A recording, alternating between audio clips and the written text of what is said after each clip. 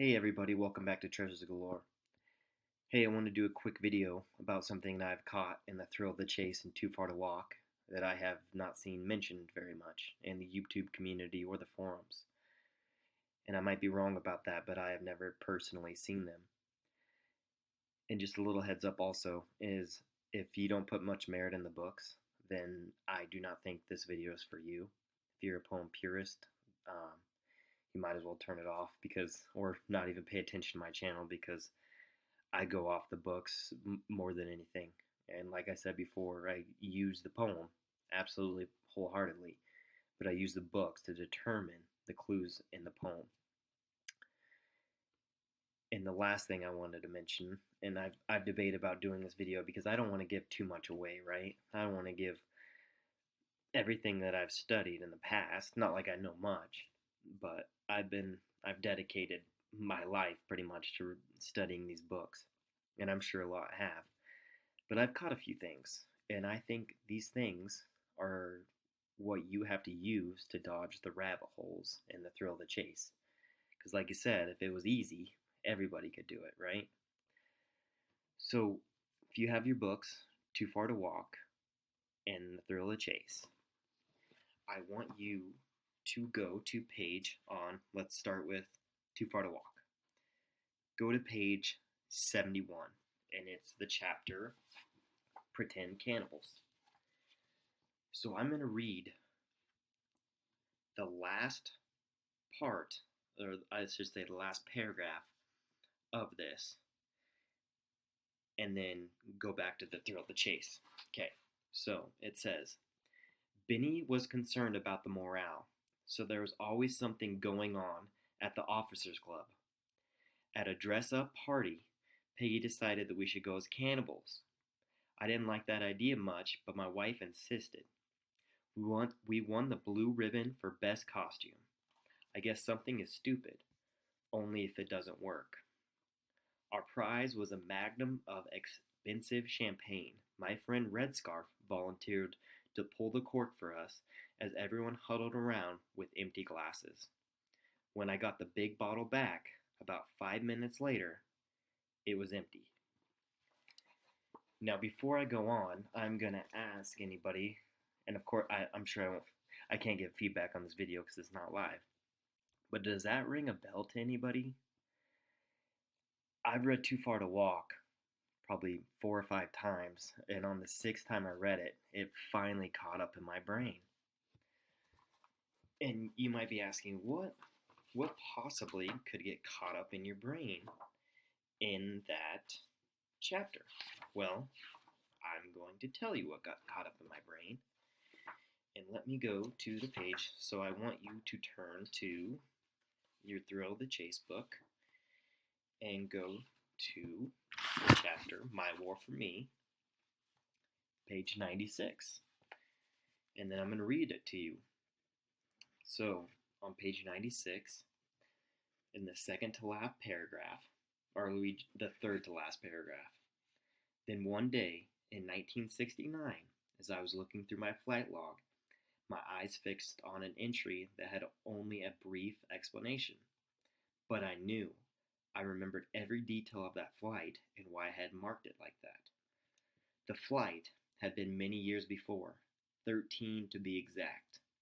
On the 13th of July, 1956, I had taken an old T-33 jet trainer from Stevensville, Newfoundland, to Popefield, North Carolina. A party at the Officers Club in Stevensville had detained me longer than I wanted, and although I was not a drinker, my body was already tired. Okay, did you guys catch that? So let me now go back to the thrill of the chase.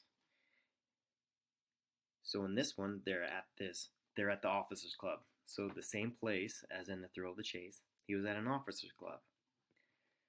So he says, Benny was concerned about the morale, so there was always something going on at the Officers Club. And the next sentence says, at a dress-up party. So let me bring you back to the thrill of the chase. A party at the Officers Club. So he's at a party at the Officers Club in both of these these stories, right? And then he says, and although I was not a drinker, my body was already tired. And then later in this chapter, he says that he wished he would have taken a drink back at the Officers Club. Well, in Too Far to Walk, what happens? He wins a bottle of champagne and didn't get to drink it because all of his friends huddled around with empty glasses and they drink it before he could get his hands on it. This story, Pretend Cannibals, directly hints you back to the story about his flight that he took and where he covered up Philadelphia.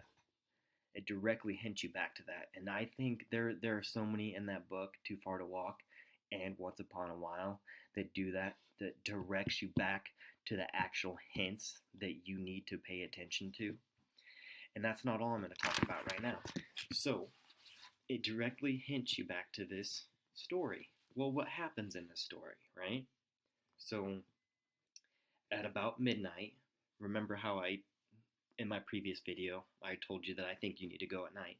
Well, at about midnight, he lifted off for a long, dark flight that would take him down the length of the eastern seaboard.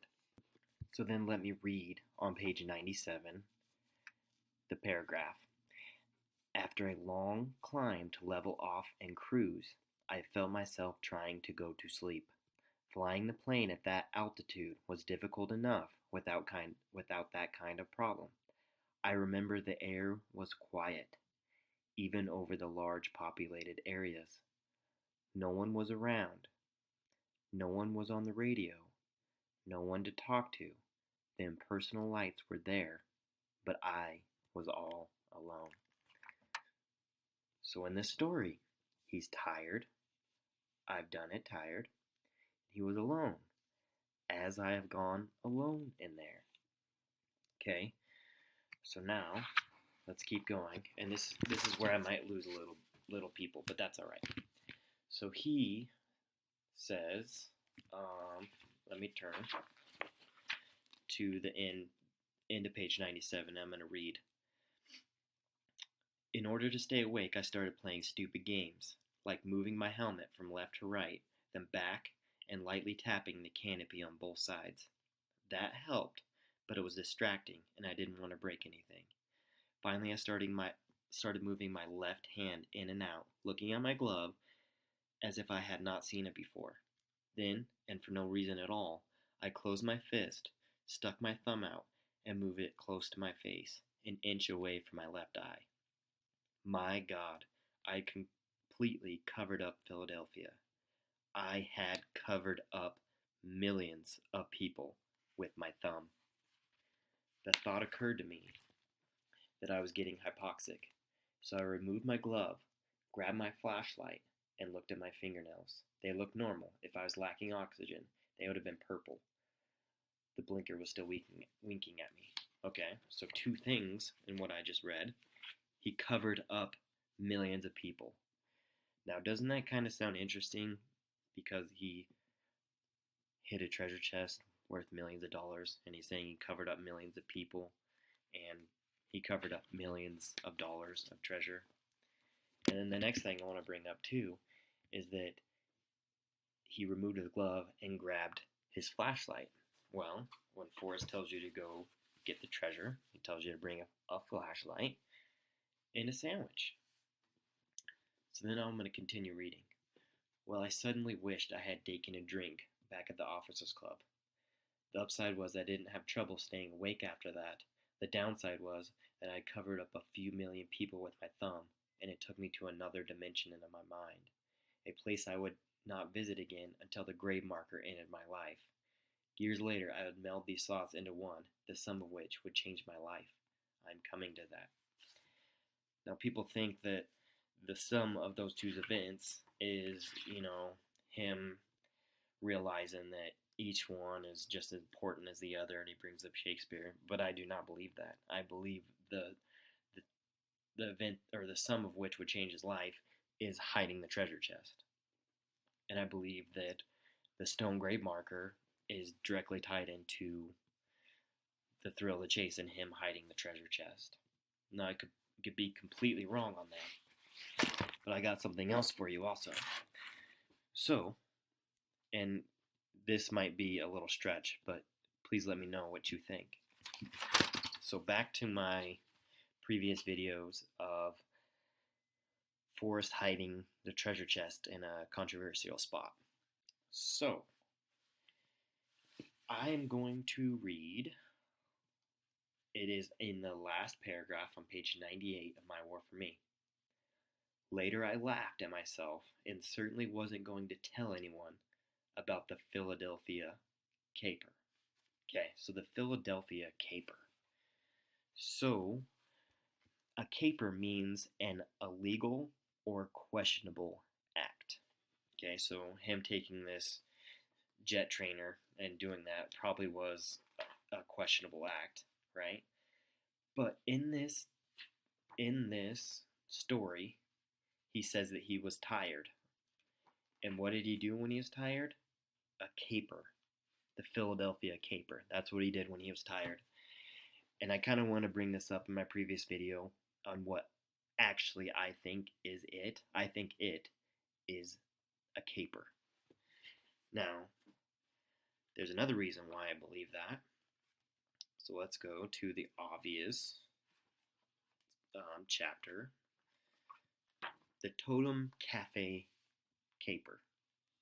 Now let me read to you. Anyway, I made a penny for every paper I sold, and it soon added up pretty good. But the sack my 80-pound body had to carry was so heavy it was tiring even to think about. So, doesn't this sentence seem odd to you? But the sack my 80-pound body had to carry was so heavy it was tiring even to think about. So supposedly he hit the chest when he was 79 or 80 years old. Isn't it interesting that he uses his 80-pound body and he's carrying a sack that's heavy?